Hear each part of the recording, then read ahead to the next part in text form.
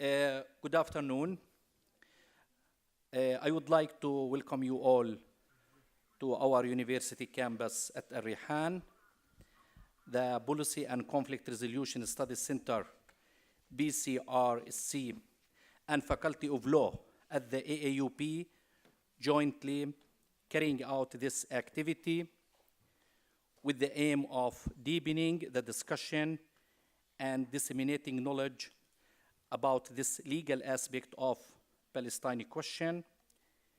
In this seminar, we are hosting two prominent expertise in the field of international law to speak to you on the topic Palestine and international criminal law, theory and practice.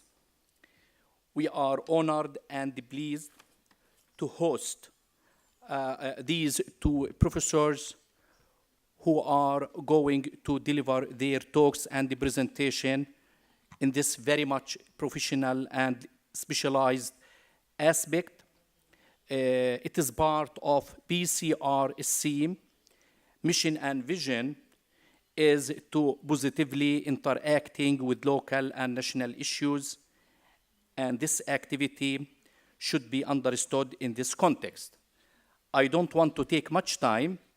I am very much happy to ask Mr. Rizik to take the floor and introduce our two guests, and then start the presentations. Thank you. Oh, really? Thank you, Dr. Ayman Youssef, for this great introduction. Thank you very much. My name is Rizik Salmoudi. I'm teaching international law courses, international law related courses at the Faculty of Law, Arab American University of Jenin. I would like, before we begin, actually, to start with a small test. I ask you a question. How many of you have already heard of the International Criminal Court before the session? All of you? Most of you? All right. So the great majority of the attendees are really aware of the International Criminal Court. Another small test. How many of you have serious questions on the International Criminal Court? No one? No one? How many of you have questions in your minds on the International Criminal Court? I think the portion I mean the portion is also great, and if you actually reflect this question on this Palestinian street, you will also find the same percentage. I mean, a great number of people, Palestinian people, have really serious questions on the International Criminal Court. So why? Why? I mean, the reason is simply because most Palestinians think that the International Criminal Court is the redeemer or the rescuer against the Israeli practices, against the Israeli kind of crimes that have been committed since 1967, even some argue before, until this moment. To what extent this belief is true?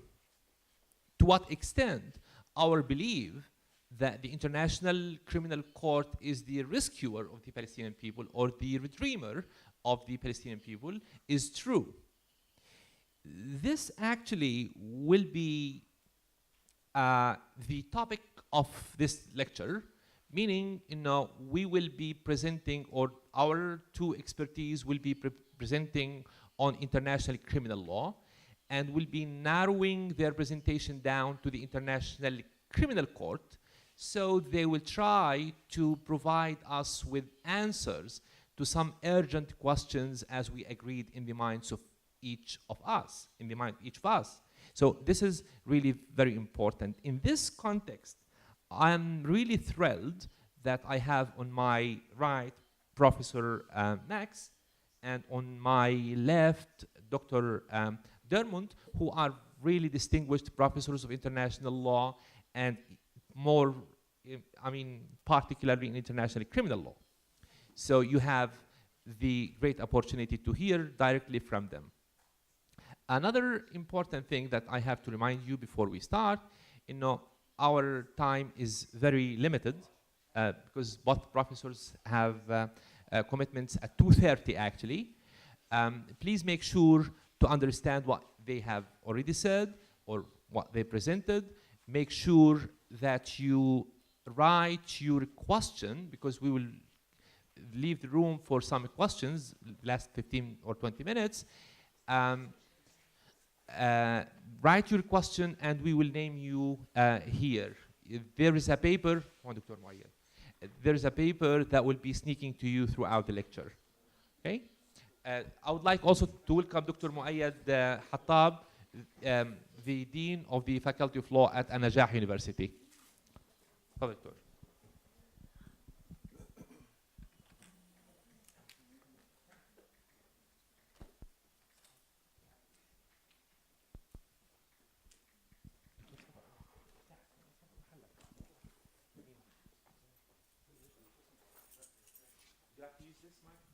Yes, right. I think there's technical problems. Is it working?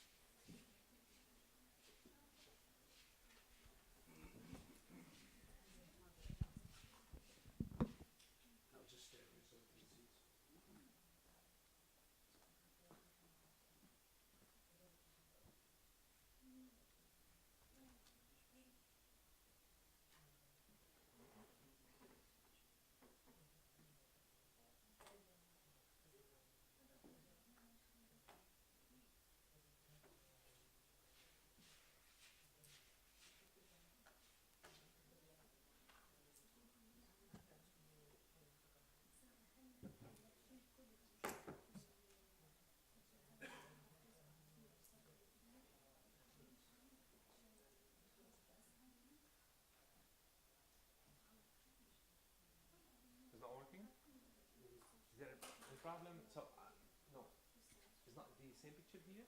Sorry? He's trying to figure out the problem. I'm not sure what it is.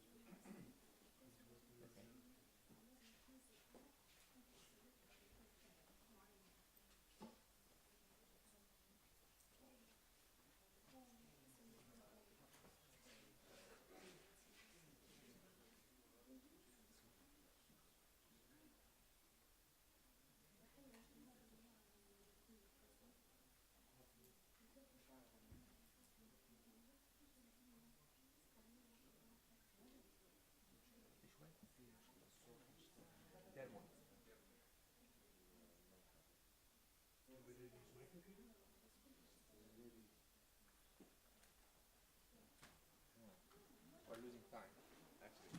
You have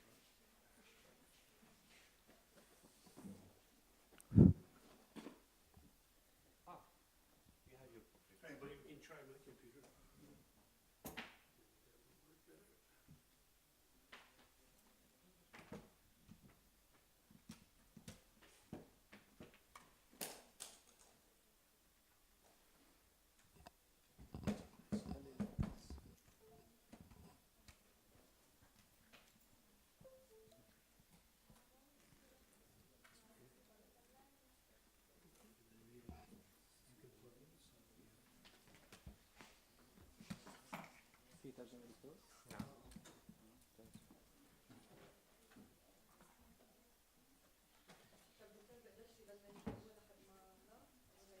أنا بقدر أبلش.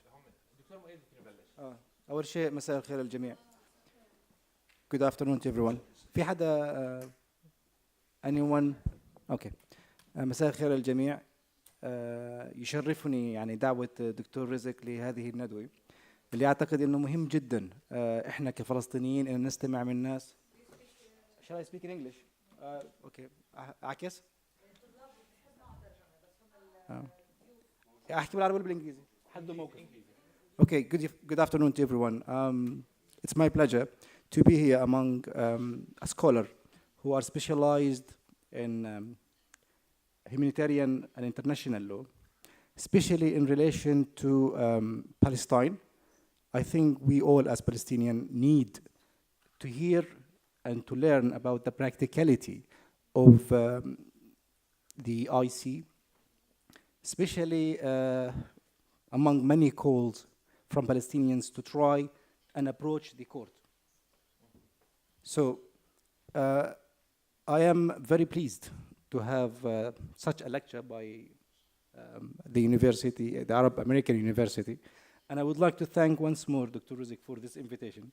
And I'm happy that also students from An-Najah University is also happy to come. I know they have to travel far, but the good and they have made it on time. Actually, we met just at the gate when we arrived, so it's good. Any luck? Let me try just try something. Or this one. No, yeah. Where my speaker is.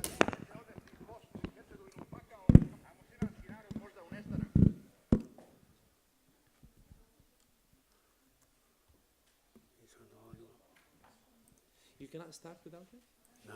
That's why So I until asked the them computers yesterday start to work, I think it's very important for us to learn from those who are specialized and also who know the fact, the practicality of the of how international criminal law works. I hope you all have prepared good questions, especially in relation to Palestine. Here. It's hard to focus actually when Yeah. trying to focus, but it's not easy.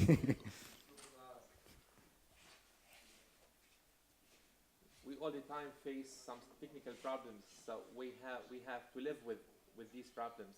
I mean, to focus even if we have some sort of unforeseeable situation.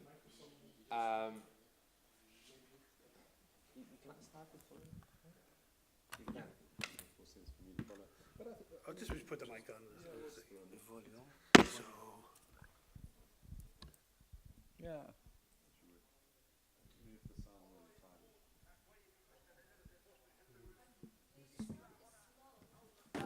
Hold on.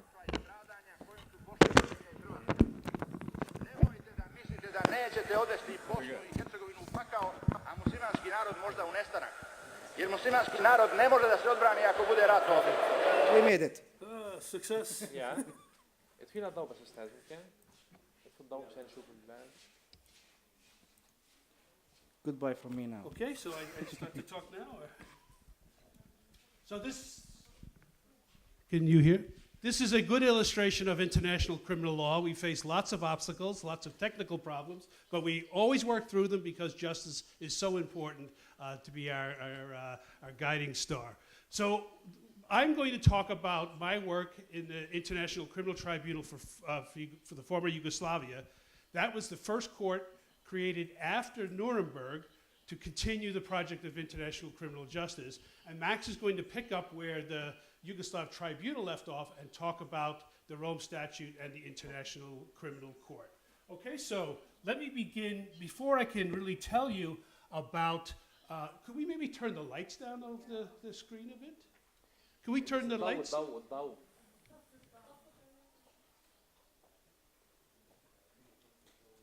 So people can see.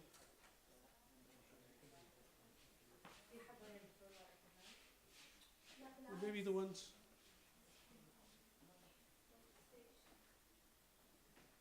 Perfect. Yeah.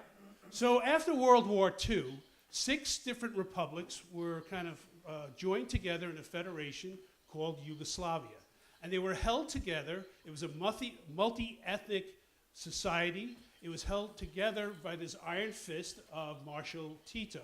He was a partisan general during World War II. So those are the 6 republics. And to understand why we had the crimes we had in Bosnia, you need to understand where the different ethnicities were located. And this map gives you a very rough approximation of where they were. So what happened, so if you look at the map, we have Slovenia at the top, number 1.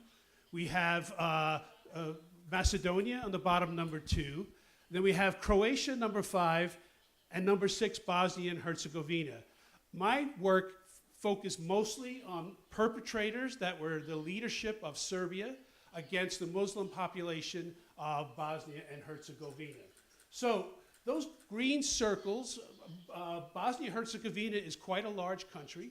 Those green circles represent large concentrations of Muslim population, where Muslim population would have been in the majority. The red circles approximate where there were Serb majority populations. So as the countries were breaking up, Slovenia was the first country to declare independence. They began to think that, well, we're better off as an independent country rather than part of Yugoslavia.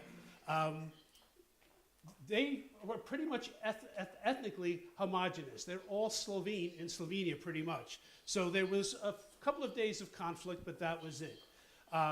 Croatia declared independence. Bosnia is where most of the crimes were committed and where genocide was actually committed. So as Yugoslavia is breaking up, the Serb leadership came up with a plan to connect all the Serb areas in Bosnia to Serbia and create what we call a greater Serbia, a larger Serbia. Now, when you look at the map, you can see to connect all those red circles to Serbia, there are significant Muslim populations that are in the way. And part of the plan was to ethnically cleanse the Muslim populations so the land could then be connected to Serbia. So that's the basic problem, and that's the basic criminal plan that they engaged in. So the first person that I prosecuted was Slobodan Milošević. He died 4 weeks before the conclusion of the trial, so it's very unfortunate that we never received a final judgment. So the tape that I have up here, this is Radovan Karadzic. He was a member of the presidency of the Serb part of Bosnia, represented the Serbs in Bosnia-Herzegovina. I'll play the tape. You've heard us when we were testing it. But this is what he says at the bottom. And so essentially, he's in the national parliament threatening the extinction of the Muslim population of Bosnia. So you can imagine how inflammatory and how that was received. Ovo je put na koji vi hoćete da izvedete Bosnu i Hercegovinu, ista ona autostrada pakla i stradanja kojom su pošli Slovenija i Hrvatska. Nemojte da mislite da nećete odvesti Bosnu i Hercegovinu u pakao, a muslimanski narod možda u nestanak. Jer muslimanski narod ne može da se odbrani ako bude rat ovdje. So this is the man that I most recently prosecuted, is General Ratko Mladić. And I always thought that this quote really summed up, or was very indicative of what was going on. So this happens when he's called before the Serb parliament. It's now declared its independence. He's called before it, and they're asking him to take over command of the army. Now, before he's formally asked, he listens to their plan, where they're setting out ethnic cleansing. They're going to take the Muslim population from there and put them there. We're going to take some Serbs and we're going to move them here. And he's listening to all of this, and he makes this very astute observation. People aren't like keys that you can take from one pocket, take them out and put them in the other pocket. They've lived there on their farms for generations. They're going to resist this. Are you really asking me to commit genocide? And the answer was, of course, as we know, yes. And he became a full-fledged participant in what followed in Bosnia after that. So now, if we look at this conflict really surprised the international community. So the first thing that happened in Bosnia happened between the night of the 31st of March, 92 to April 1st, 92. And a very brave photographer by the name of Ron Haviv, hiding behind some cars in Bijeljina, takes the following pictures. So the first picture he takes, you can see that there's a man, he appears to be wounded. His leg is up in the air, he's still alive. That's his sister who's come out to try to help him. Next in the series are two similar pictures, But now we have we can see his wife has come out to see what is going on. He's now dead, his sister is dead, his wife is dead, and we have these guys who killed them. And this was all over the media when it happened. No one really understood what was going on. And people asked the question, who are these guys in these NATO-type uniforms, but there's no official designations, insignias? This guy has a rocket-propelled grenade on his back. The others have AK-47s, not weapons that are easy to get. So there's a real question about what is going on, that these 3 civilians were killed by these people that look, they're at least paramilitaries. So a BBC reporter goes down a few towns below, and he was told that if you want to go to the headquarters of these guys, go to a bakery in Belgrade. So he goes to the bakery in Belgrade, and he sees them. They're all sitting there having their coffee. And the leader speaks English.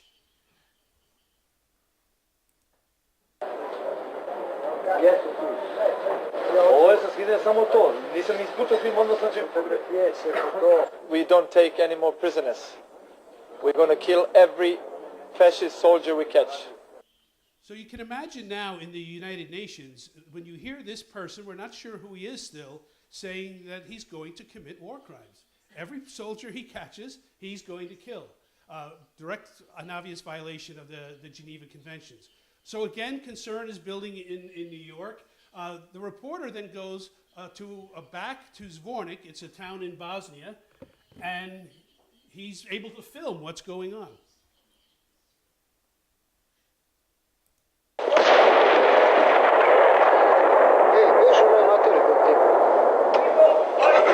The Serbs launched their attack. The city's defenders were driven out of town within the day.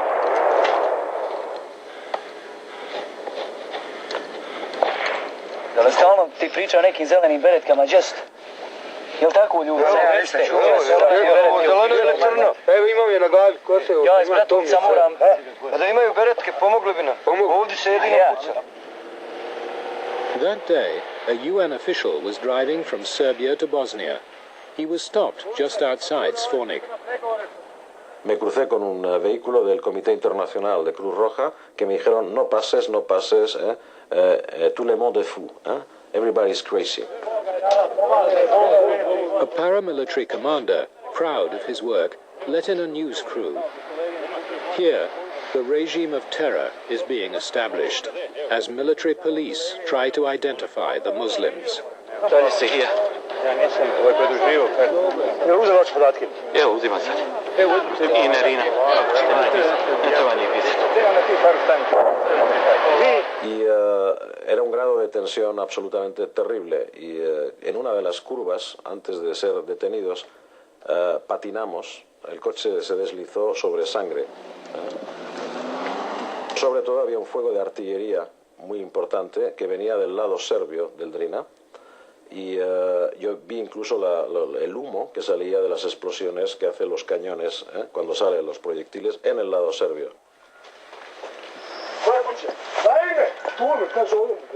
The Serb paramilitaries were mopping up as the UN representative arrived.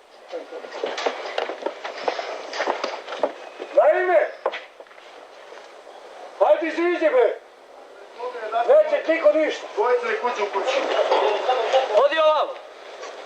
Možete tamo. Čekaj, ovdje. Hajde ovamo, Hodi ovamo! Napred, hajde! Ko je pucao sad malo? Ne znam gdje se vi. Ko je pucao? Pa ne znam Bogovi. Napred! Operacija je dugo smišljana, dugo spremana, tako da nije ništa bilo u nekoj nervozi da se zove hajde hitno treba ovo, treba ono. Sve je bilo dobro organizovano i dobro izvedeno. Entre tanto se veían camiones pasar con cuerpos de cadáveres. Vi en varias casas alrededor milicianos metiendo cuerpos de mujeres, niños, ancianos en camiones.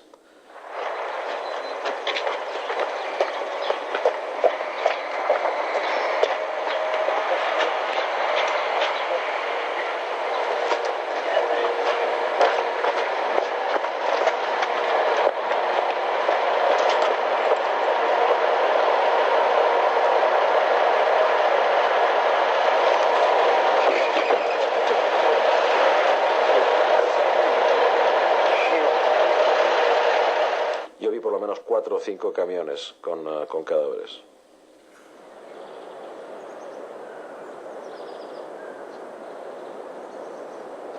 Some 2,000 people were unaccounted for.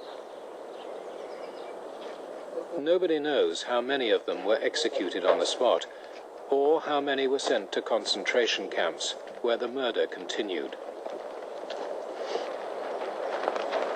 The rest were expelled. 49,000 Muslims lived in Svornik. None remain. 5 centuries of Islamic life and culture there were erased. This is ethnic cleansing. It became routine as the Serbs took control of 3/4 of Bosnia's territory. In time, they learned to keep the cameras out, but ethnic cleansing continued. Ja ne mogu da kažem da toga nigde nije bilo.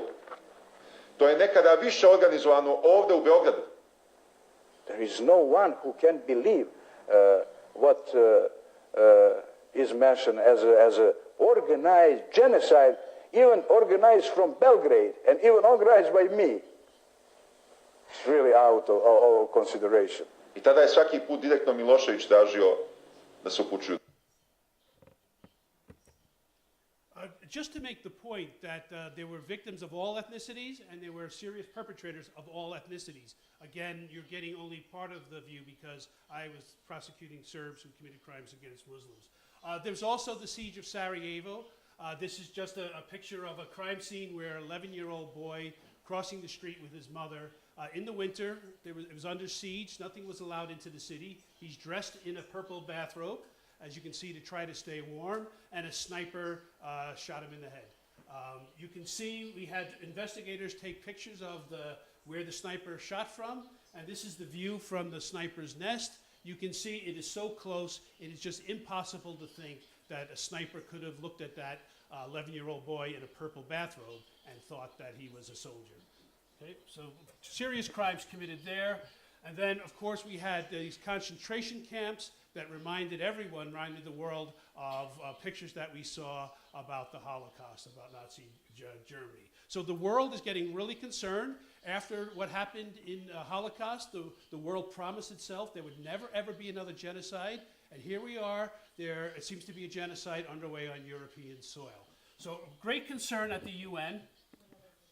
And so after Nuremberg, there was an effort to try to start a permanent court, but that moved very slowly. And there was no permanent court in existence until the Rome Statute in 1998. So the Security Council did not have a court that it could use. Because the situation was so complex, no country wanted to send troops into this situation to try to mitigate some of the injury and the crimes. In fact, to give you an example of how complicated the conflict was, at one point the Muslim population separated into 2 groups, had 2 separate leaders. One of those joined the Serbs, and then it was the Serbs and Muslims against mostly Muslim Bosniaks. So it was very complex. The international community was very reluctant to intervene with troops. But someone had the idea that the Security Council might be able to create a court, and if we can investigate, prosecute, and incarcerate all the senior leaders behind all this violence, well, then maybe we could end some of the suffering or lessen some of the suffering. So this is the tool that the Security Council has, Chapter 7 of the UN Charter. You can see at the Article 39, it's for them, it's their responsibility to safeguard the peace and security of the world. But if you look, 40, there were some provisional measures, not very successful, not a very good tool. 42, not a very good tool. So they looked at 41 and they said, this is our best hope for finding the legal basis to creating an international criminal court for Yugoslavia. Now, I don't want to be this a long lecture about the legal basis of the court, but just please note, when you look at the text of Article 41, it says absolutely nothing about a court. And during the Milosevic trial, up until the day he died, he always contested that the court was a legitimate court. He always accused it of being an illegitimate court. Okay? But the Security Council passed a resolution in February 1993 based on Chapter 7, based on Article 41, establishing the court and asking the Secretary General to look at the question more carefully and to develop a criminal statute. Okay? Secretary General comes back in the beginning of May with his report, with a statute recommending the formation of a court, recognizing that we ordinarily would create a new court through a treaty process, but that will simply just take too long. It will not help with the violence, interrupting the violence in Bosnia. And then in the end of May, the Security Council passes a resolution and created the court. Now, just to point out, I was prosecuting crimes from 91 and 92 and beginning of 93, and the statute, the criminal statute that I was working with, hadn't been passed until 1993. So an apparent violation of the legality principle, and this is why the way that we address the principle of legality is that all of the crimes in the statute, we had to establish that they already existed in customary international law at the time that they were committed. And I won't go into detail about the test for international customary law, but in essence, it's recognizing that even though a crime may not be specified in international law, that all or a vast number of states seem to observe that prohibition and seem to observe that prohibition out of a sense that they're legally obliged to. So if you think about the crime of murder, I mean, every country in the world has a prohibition against murder. So we can take from that there's it's a customary norm, a prohibition of murder. Okay, so the next thing I'm going to talk about is, well, how do I prove these senior leaders committed these crimes? I never thought that Milosevic pulled the trigger, or Mladic pulled the trigger, or that they even knew the name of the victim. So I have to establish how they are linked to these crimes. So one of the ways is documents. Documents prove to be very important.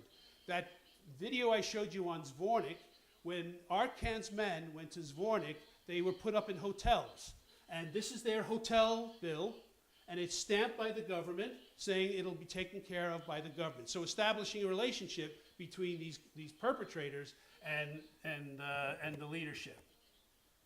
This is a video that I'll show you of a very important piece of evidence in the Milosevic case and in the Mladic case as well. One of the problems that we face as prosecutors, if you can imagine, put yourself in the situation of the families in a town where these marauders come in and start killing people, your only thought is to get yourself out of there, get your family out of there, and ensure their safety. You're not thinking, I might be called to testify someday, let me take a good look at his face, let me see if I can see his name tag. So that's always been a big problem for us, to figure out who were the immediate direct perpetrators. So in this video that we got, you'll see that we can actually see let me just caution you about one thing on this video. Oops, sorry. So this video is a 2-hour-long video, and it ends with the execution, the video execution of 6 men and boys from Srebrenica. I'm not showing you that part of the video out of respect for the families and the victims. So I just want to just give you that warning. The end of the video does show the victims prior to them being shot. And it is a little bit disturbing. You'll see that there obviously have been their hands bound behind their back for 3 days. Their clothes are soiled. They're begging for water. They're kind of in a desperate way, and that's disturbing enough.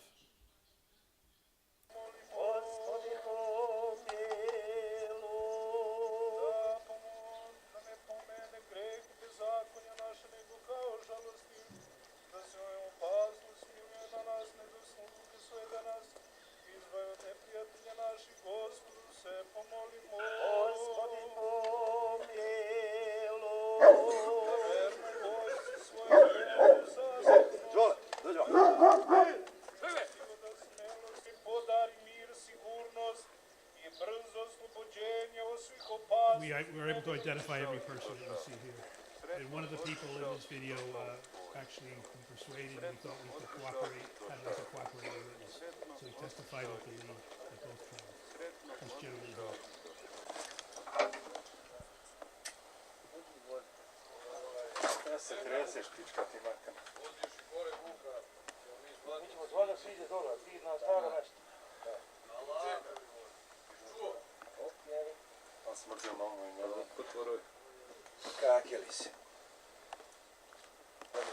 Hajde za zapad.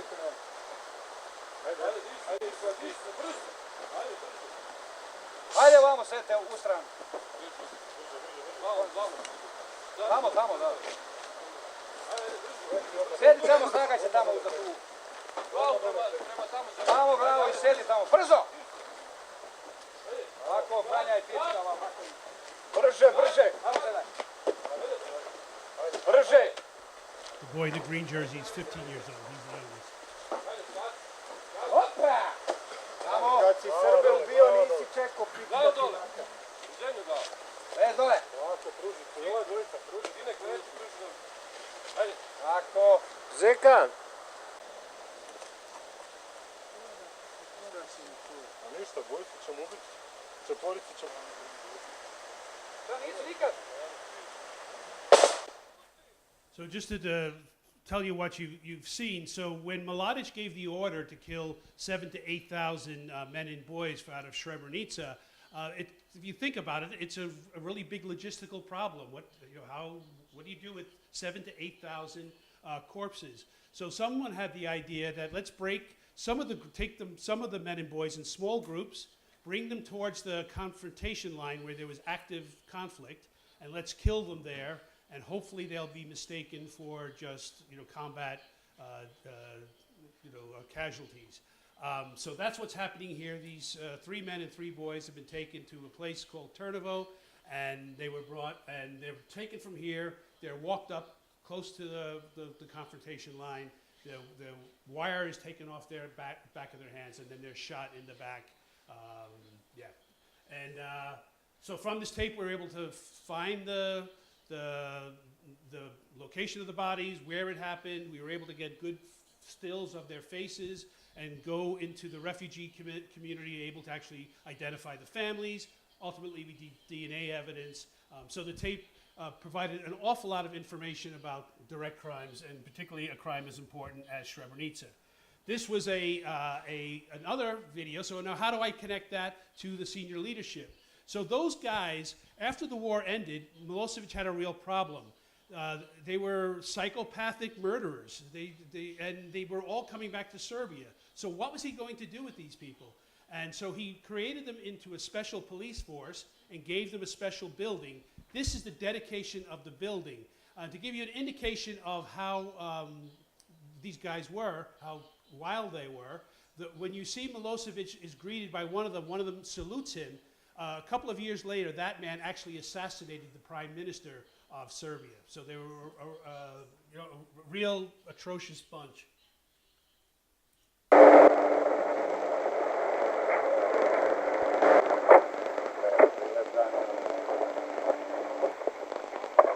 Gospodine predsjedniče, veterani jedinice za specijalne operacije Državne bezbjednosti Republike Srbije, postrojeni za smotru, raportira pukovnik Vika Ivanović.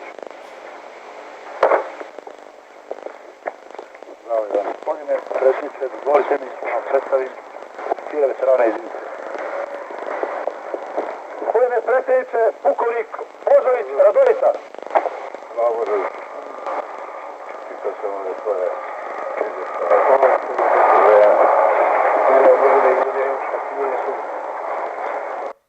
So one of the challenges we face as international prosecutors is showing that the senior level person knew of the crimes. Milosevic died. I don't know what the judges would have said about this segment, but I think it would feature important or significantly in the judgment. He is meeting all the men, and he's never met them before, and he's introduced to the first man. His name is Rajo Božović, who we were able to connect directly to a number of rapes and a number of other very, very serious crimes.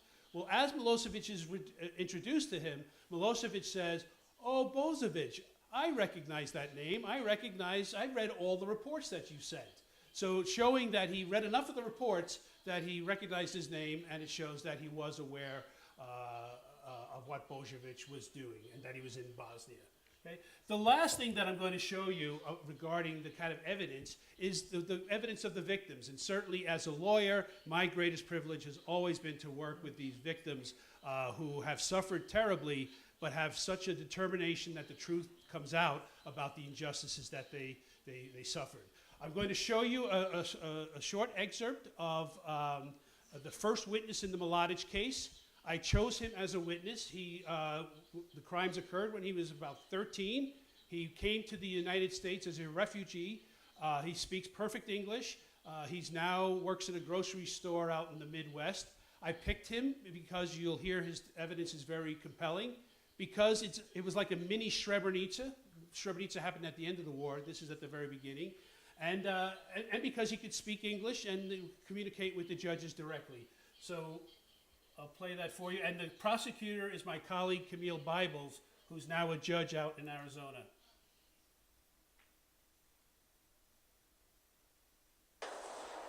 Could you describe for us, in the time period before the conflict in Bosnia, what it was like for you as a child to go to school surrounded by others from differing ethnicities? Yes, going to school to Vrbanci, I actually had a great time with my friends, Serbs and Croats at the same time. Before the war, we shared the same classroom. We were playing basketball, soccer, and all activities. There was no any animosity whatsoever. We were celebrating holidays together, whether you were a Muslim, Croat, or a Serb.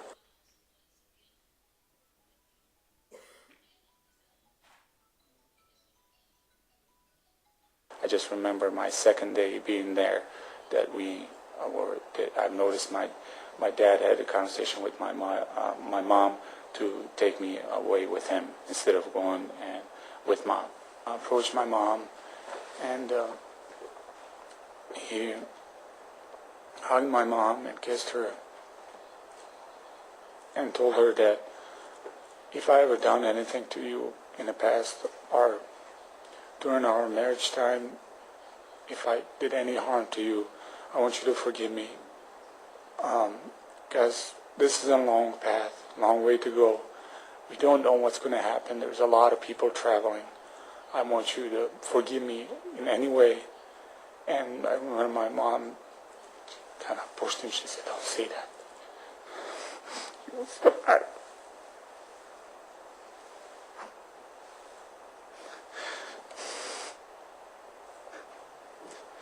You'll survive.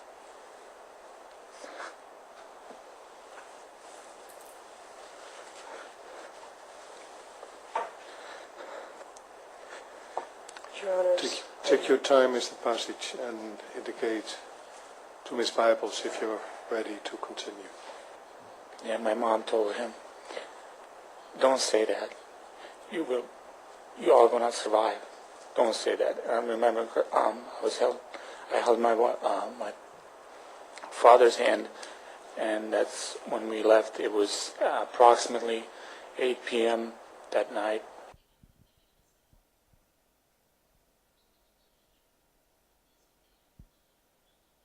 And the bullets were flying everywhere. And I remember my dad says, go, and he grabbed me, and he was running down. We were on this hill, and Dad was constantly behind me, just trying to shield me. After that, there were people who passed us. And close to this river, there were mines. And they landed on the mines, including the basin. And they were injured. Approximately 10 people died from the mines, and I was still stuck on this, and finally I got this coat off me, and we didn't know at first that it was the minefield. We stopped there a moment, and somebody yelled, "It's the mines, we're okay, we can cross the river." And when we were walking by,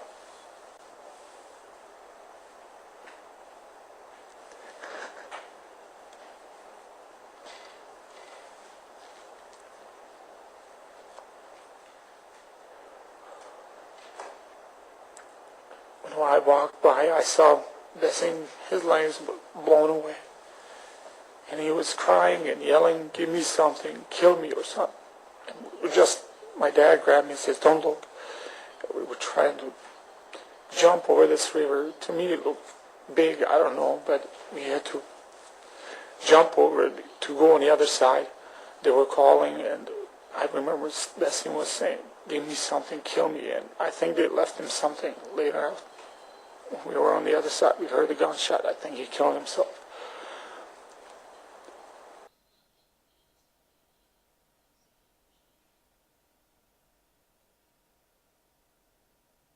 He says, get up.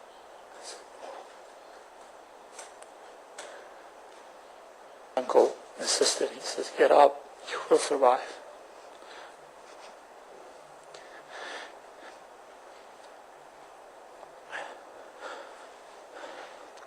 That's when I stood up, and I was the last boy who got up from that group. As I was walking, we were instructed not to look around, just to look in front of you. Don't make any sound, just follow the group.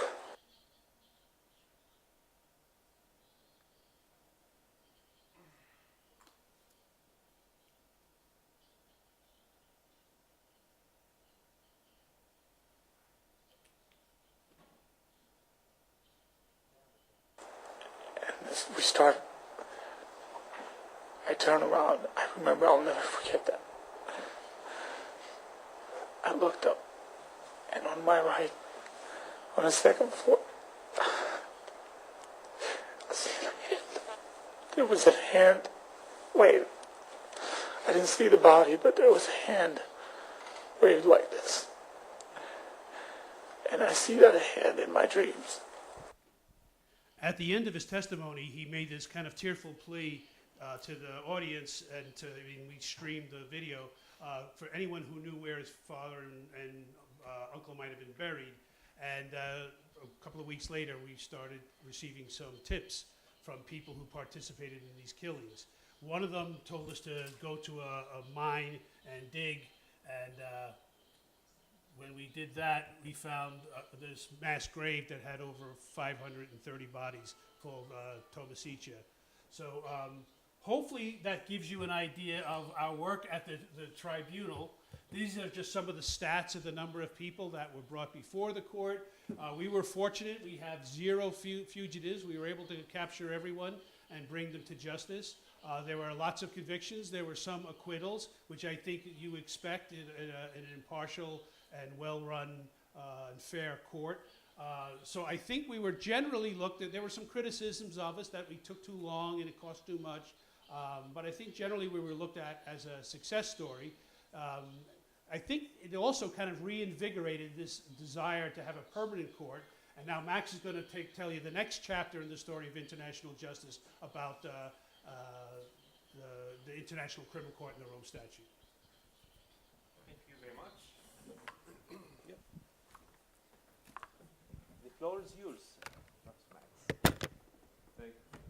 Thank you very much. I don't have any slides, so all you'll have to look at is me, for better or worse. And as Dermot has highlighted through the very profound and important work that he was doing as a prosecutor within the International Criminal Tribunal for the former Yugoslavia, that was an ad hoc tribunal. So it was created just for that conflict and the crimes committed within it. And there was at the same time, you'll recall, the creation of the International Criminal Tribunal for Rwanda, because a genocide had broken out in Rwanda in 1994. And so you had these two tribunals working in the same space of time, and nevertheless being ad hoc tribunals. They were staffed, of course, by professionals like Dermot. They were staffed by independent judges who could decide the case, and you saw some of them in the video. And what the two tribunals offered to the world was a working model of international criminal justice. And they provided the impetus, they provided the motivation for the states of the world to think about creating a permanent international criminal court. And I'm very happy when we asked at the beginning, if you'd heard of the ICC. A number of you put up your hands, so I don't need to assume that you are in any way confused about the ICC. You know that it doesn't stand for the International Cricket Council. You know that it stands for the International Criminal Court. And so in that context, I don't want to spend too much time going through the ICC. We don't have enough time in any event. But I'll just highlight a number of points about it.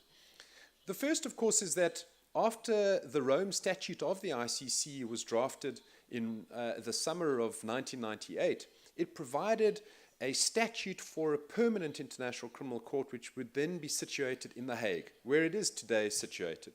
It is staffed by independent judges. It has prosecutors and investigators that work within it.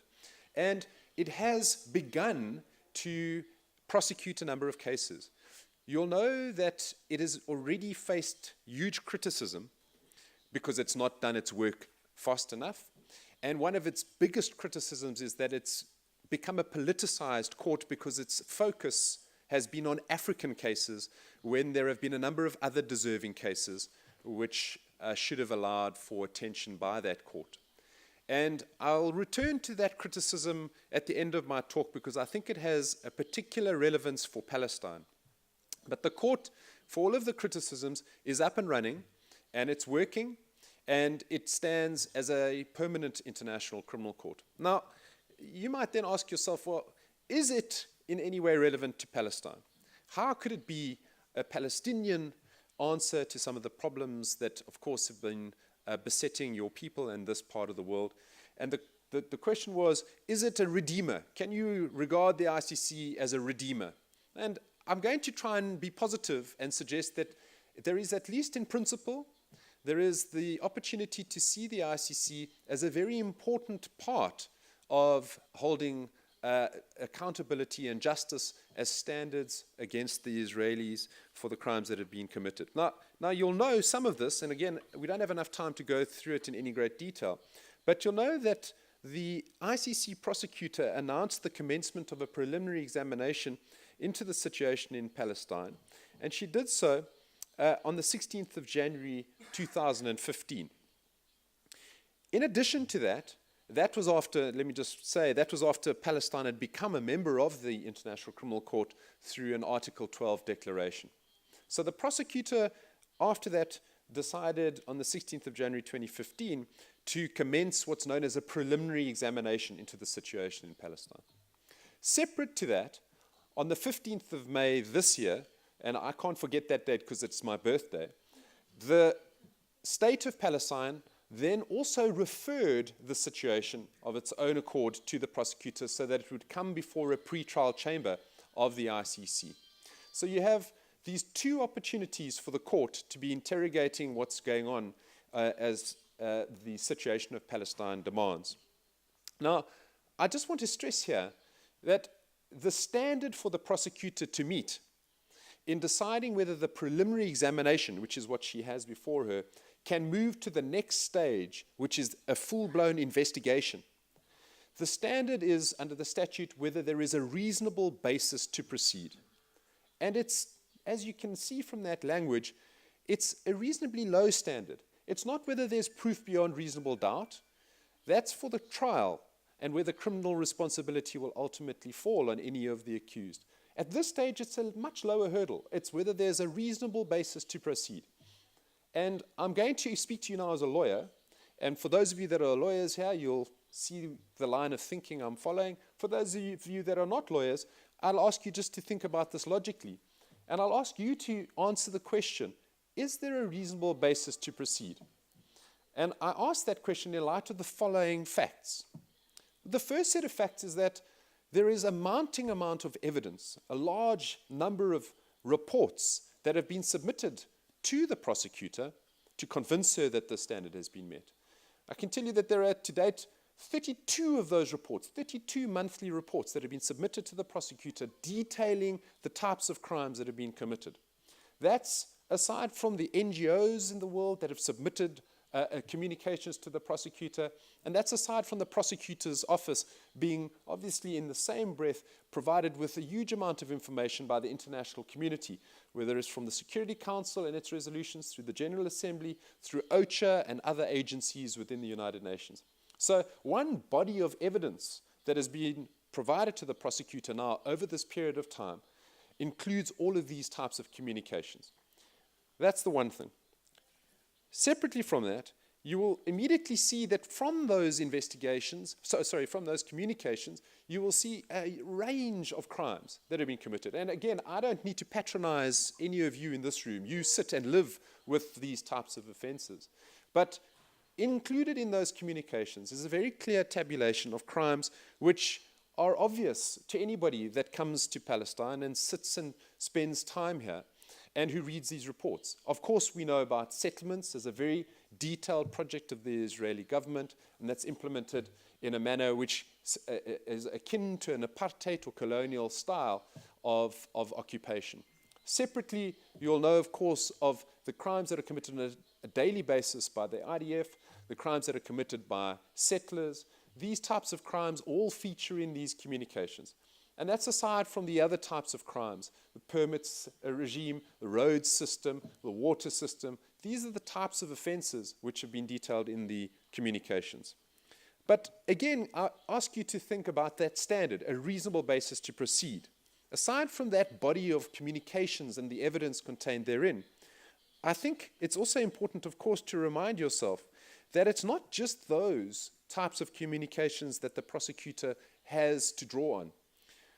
Of course, there are, over the last 50 years, that huge body of United Nations resolutions, the Security Council resolutions and the General Assembly resolutions, all of which speak to the types of offenses and speak to the illegality of what Israel is doing.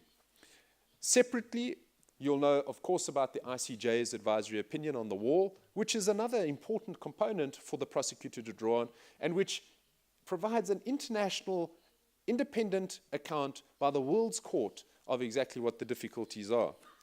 Further, you'll know that on the 23rd of December of 2016, the United Nations Security Council adopted a very, very important resolution, 2334, a resolution which the government of Palestine can be incredibly proud of.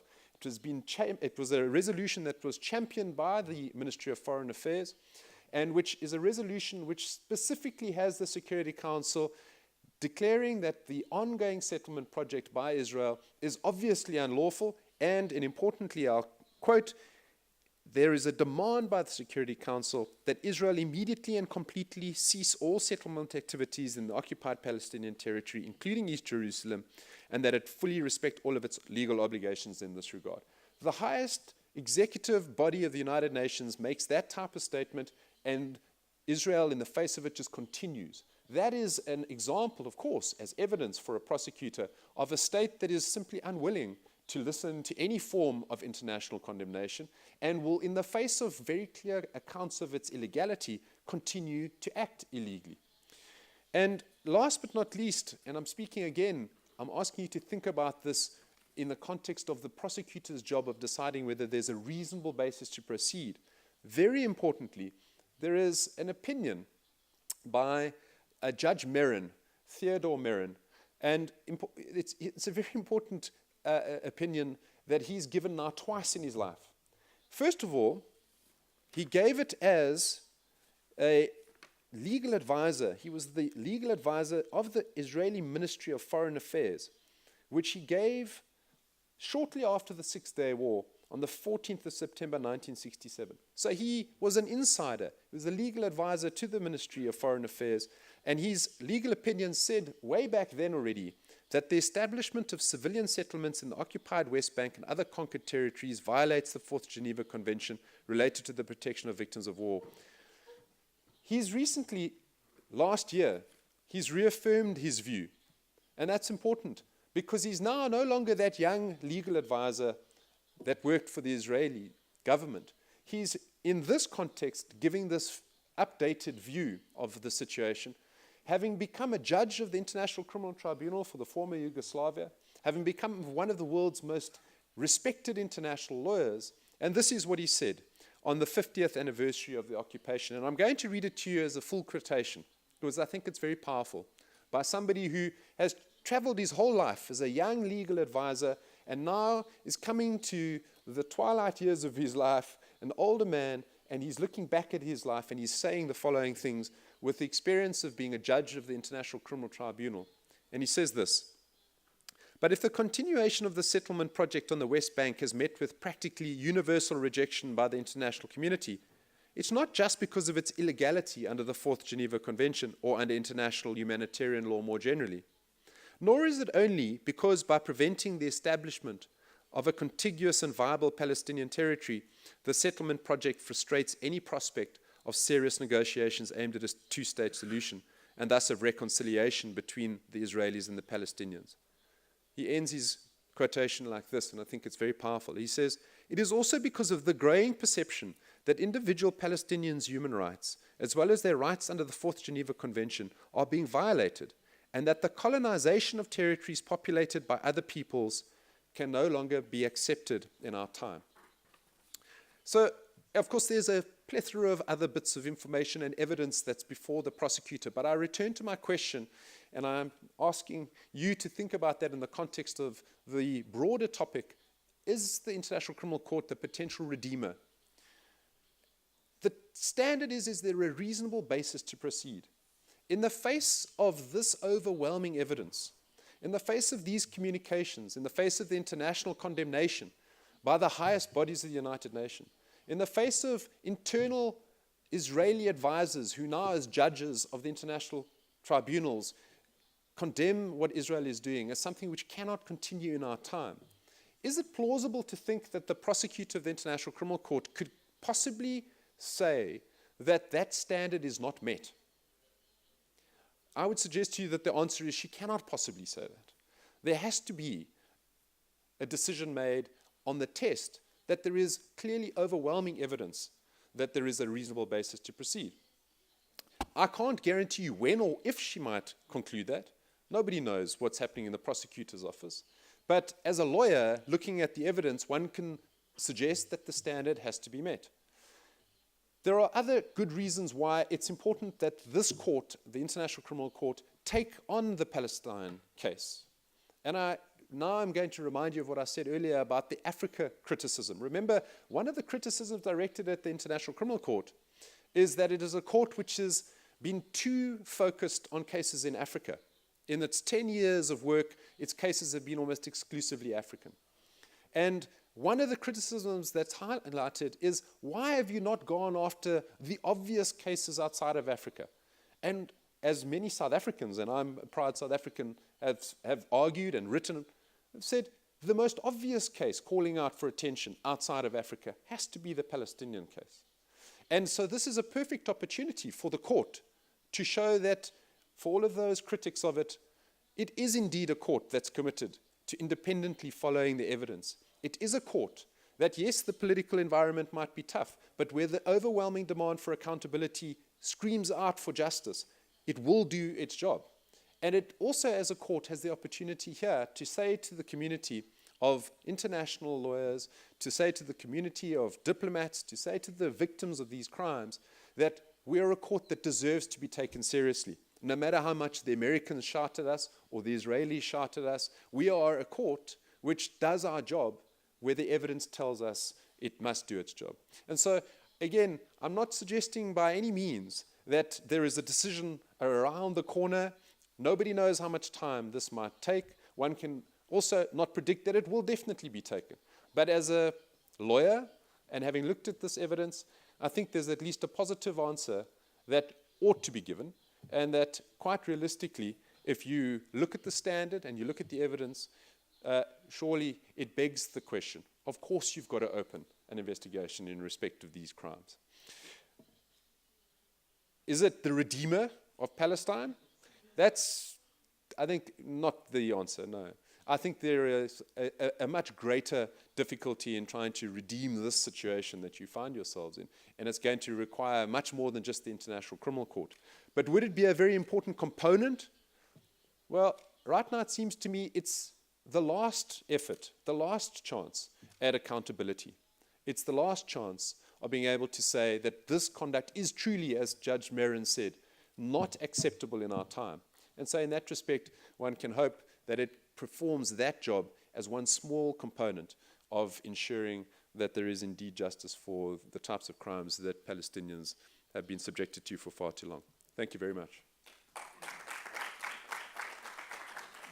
Thank you very much, professors. Really happy that you presented, I mean, yes, you presented questions more than answers. I mean, I think based on my assessment is the supreme question has become now whether or not the court is the redeemer for the Palestinian people. So I think now we will give the floor or the opportunity to students or to the attendees, the audience, to ask any question. But the things that we have to be very limited because our guests have to depart at 2:30. So please make sure that your question is short and no follow-up questions. This is the true meaning of dictatorship. Huh?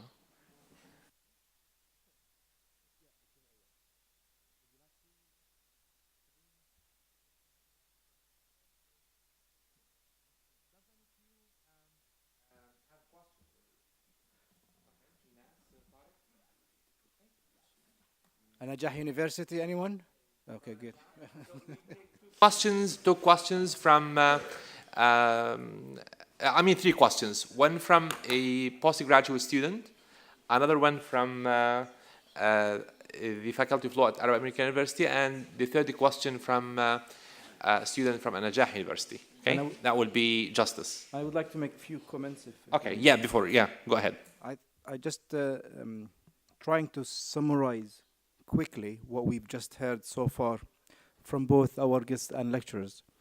The first lecture we have heard, and with the slides and the video, it's very important to see as students how difficult collecting information and how time-consuming it takes. So it's not let's go to the court as simple as that. No, you need to prepare quite well. Do you agree with me, Professor? Of course. Yes. So, but some law students, especially when it comes to international law, they take things for granted. We just need to go. It doesn't work like that. It takes lots of preparation and lots of information. We've seen, like, I can't remember the number, how many, 40,000, 400,000 witnesses for the case. It's a huge number to prepare for the case, just to conclude at the end whether there is a conviction or not. Now, the second point was made is you need to prepare your witnesses, you need to prepare your documents quite well to succeed in a case. And at the same time, you need to know which case you need to raise. Are we going as Palestinians to the to argue the settlements, or are we going to argue murder, or which case is the best that we can succeed at with the limited sources that we have? So we all have to think about the right direction. That's probably, this is what we've just heard so far. It opens, as Dr. Rizk said, it opens more questions for us to think about. And my question is to whoever would like to answer, or to both our guests here. Do you find the Palestinians going to argue the settlement case is their best shot, or can we argue other grounds as well, especially in relation to committing crimes, murder, genocide, or any of the international criminal law? That's my question. I think you probably take rounds of other students. Okay, Dr. Max, would you like to answer this question? Yeah, let me just quickly answer it by highlighting that this is the referral that I'm reading to you that your government has prepared, and it's the one that I said I'm very I feel very sensitive about, because it's the same date as my birthday, and it says these are the crimes: Israeli settlement regime.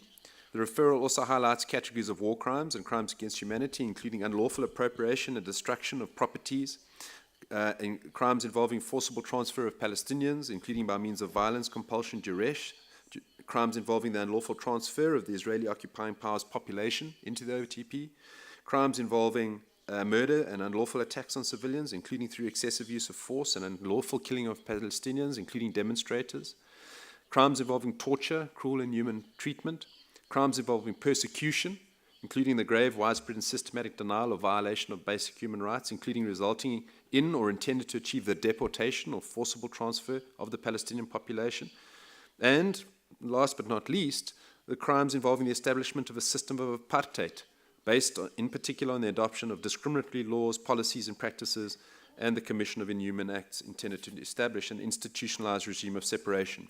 So a very, very wide range of crimes that have been referred to the prosecutor of the International Criminal Court, certainly covering the entire spectrum of violations that are experienced by the Palestinian people. Thank you very much. Tariq?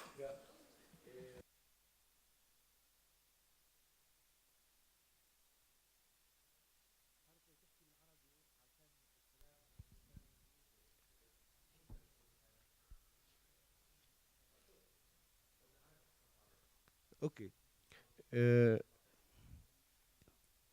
سؤالي اذا في ارضيه للمحكمه الجنايات الدوليه لجريمه بنعتقد انها ارتكبت بنقل السفاره الامريكيه على اراضي فلسطينيه خاصه ومحتله.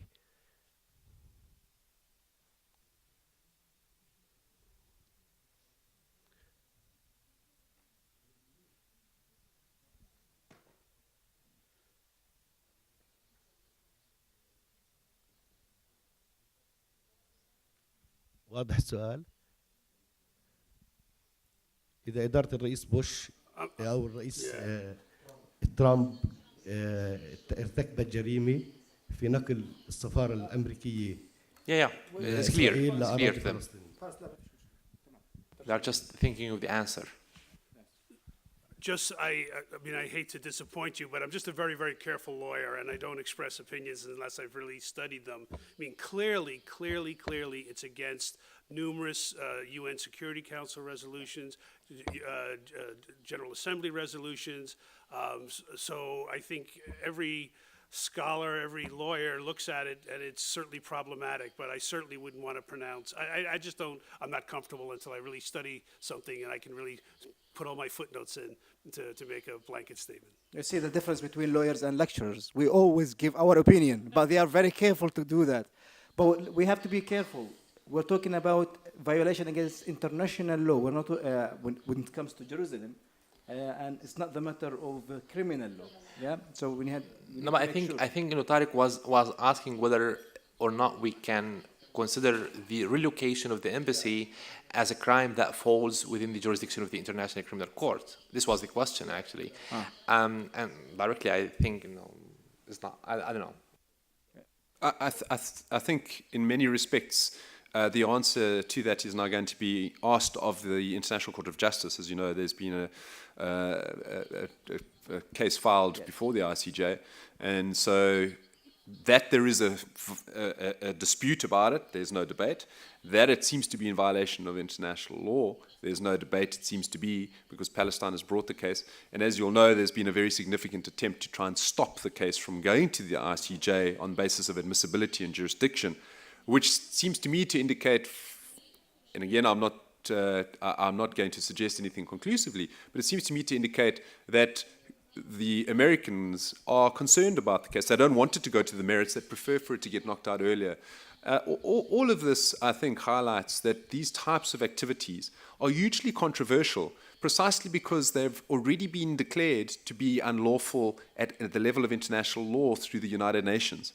And so these activities, in that respect, do seem to attract certainly illegality under international law. Whether it would also be so far as to be a crime for the United States to have done so, I don't know that it necessarily falls into the category of a crime because it's the United States moving its embassy and it's choosing to recognize something else. But symbolically, it is a suggestion that we are no longer complying with the original understanding of the manner in which the international community has always dealt with these questions.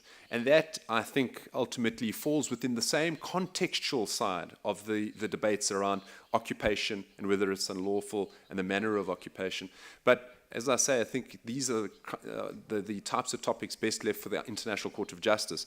And at this point in time, I haven't seen anybody suggesting that it should also be considered as a crime before the ICC. Certainly there's no formal suggestion that it should be regarded as a crime before the ICC. Would it be? Yep. Would it be suggested? Yeah, I'm saying it depends a little on how one looks at the evidence and where it falls within the remit. But it's interesting enough that there hasn't been a suggestion of it being an ICC crime so much as it's been a suggestion that it's an ICJ matter. Yeah. It's an ICJ. There's a case submitted to the ICJ, and you know, Dr. Mayed, we had like 3-4 weeks ago this kind of extensive discussion at An-Najah University, where we addressed the issue of the application, the Palestinian application to the International Court of Justice. We had different views actually at that meeting. Moving to Minas Al-Kilani.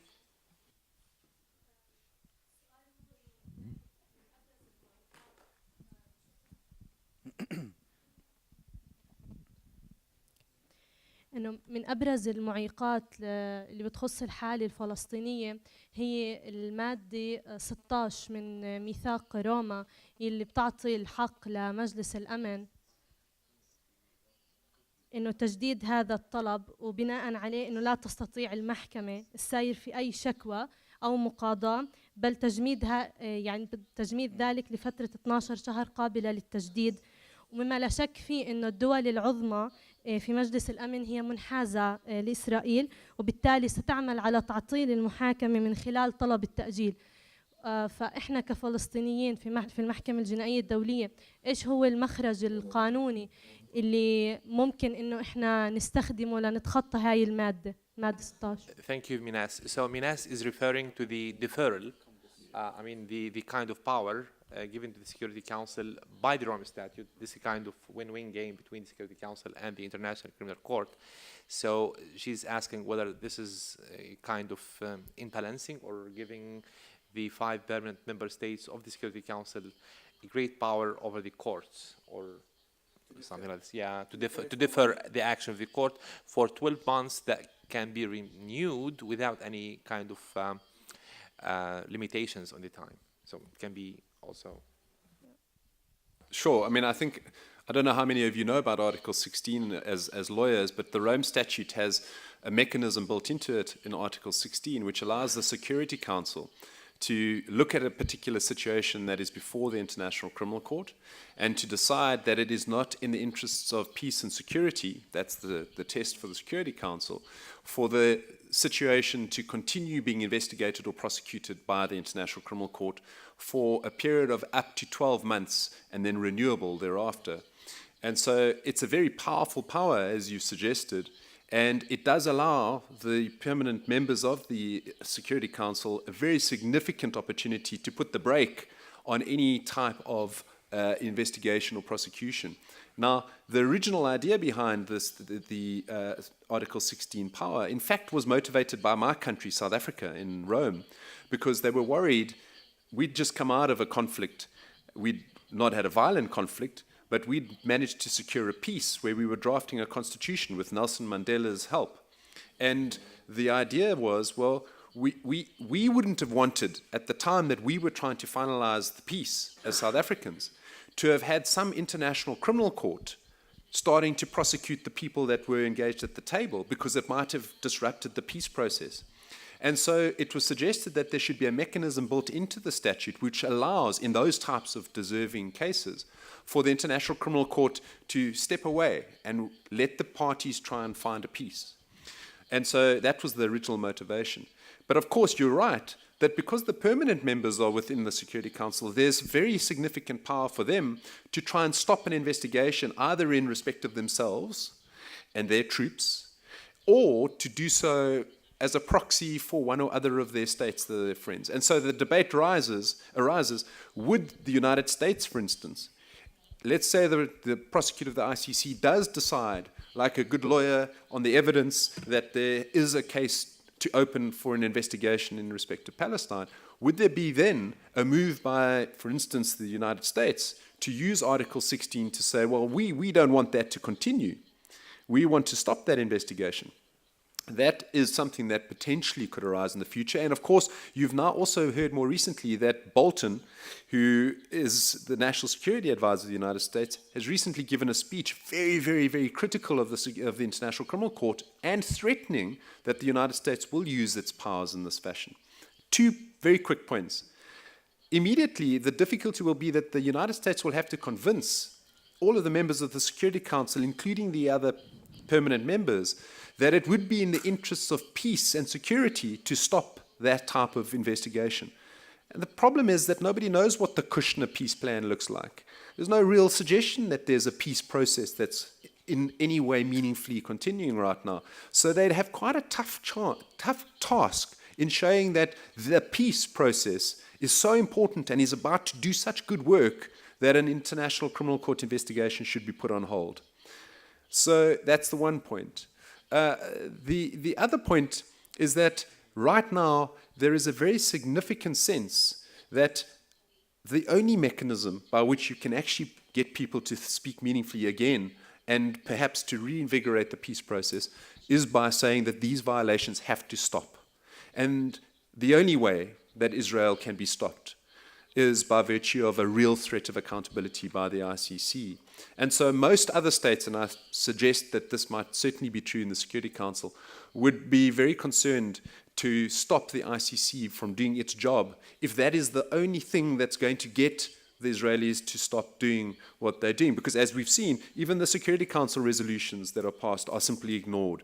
And so in that context, the Article 16 power, yes, it may be used, but my sense is that it would be very difficult for the United States, because that would be the country that advances it, to succeed.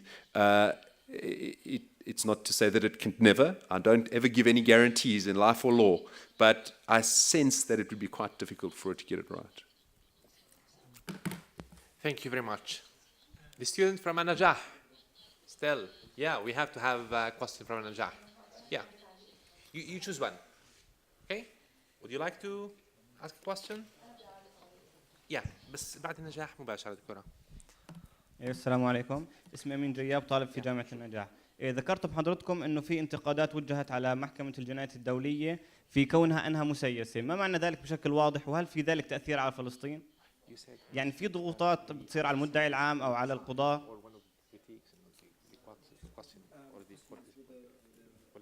What do you mean by this? Could you shed the light on this question or this issue? The answer is an easy one.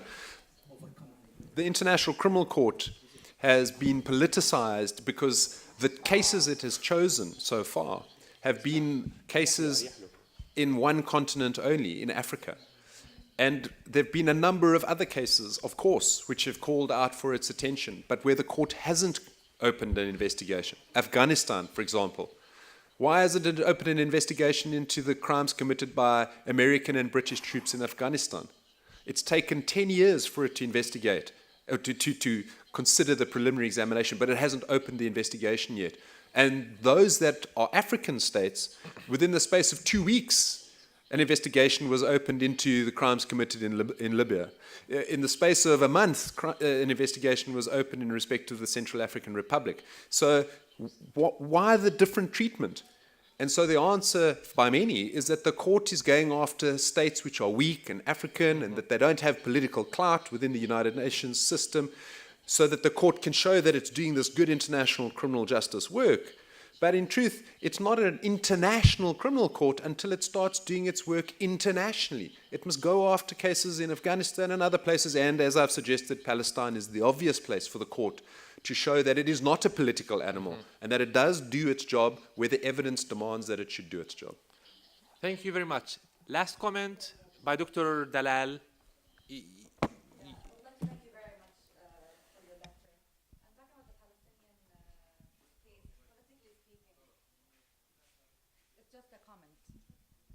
An answer to your question. Well, the Palestinian leadership and the PLO had chosen different strategies towards the Palestinian-Israeli conflict. As we all know, in the 60s and 70s, we had tried resistance, popular resistance, and that was a strategy. And then we moved to negotiations and diplomacy. And recently, the PLO had chosen international law and internationalizing the case as a strategy. So if it's a redeemer for the Palestinians or no, well, it's about options. And this is an option where we cannot go wrong. And we cannot just leave. We have to work on international law.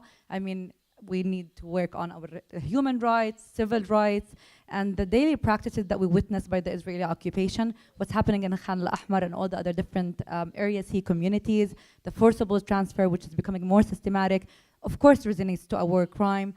The ongoing practices against the people in Gaza, in Jerusalem, the move of the embassy, and the total apartheid system that we are facing. So if it is the redeemer for Palestine or not, I think it is an option, a strategy for the Palestinians where we cannot go wrong. We know the duration will take a long time. It's not very guaranteed in terms of results, but nobody can go against it.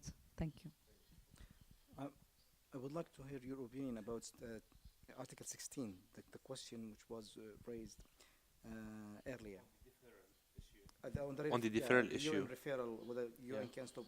My question is, I want to take it in a different tangle. Is it an open power to the UN, or when can this article be used by UN? Is it always, or is it special cases that they can use Article 16? So it has to, yeah. So if you remember, I showed you Chapter 7 of the UN Charter, and it has to be connected to that. That has to be the basis. It can't be whimsical or capricious. There has to be a clearly articulated basis invoking Chapter 7. And I think Max has made a good point that unless there's active peace negotiations, unless there's something really happening that would justify postponement, it does not seem that there's an appropriate use of. If I put the question in a different word, say two states who are party to the Rome statutes, and one is suing or making referral to other state, and both of them are party. Now, can the UN be using Article 16 in this case? Can the UN say, well, let's stop it? It doesn't depend on being a referral or how it gets there. It's an absolute authority. Once a situation starts, the Security Council could step in with. So it's a tremendous power, and hopefully, if it's ever used, it's used very carefully. Thank you very much for everyone. Thank you, Professor Max. Thank you, Dr. Germont. Thank you very much. Thank you all. Hopefully that we have presented something good for you on the International Criminal Courts. Thank you very much. Thank you very much for having us. Thank you very much. Thanks.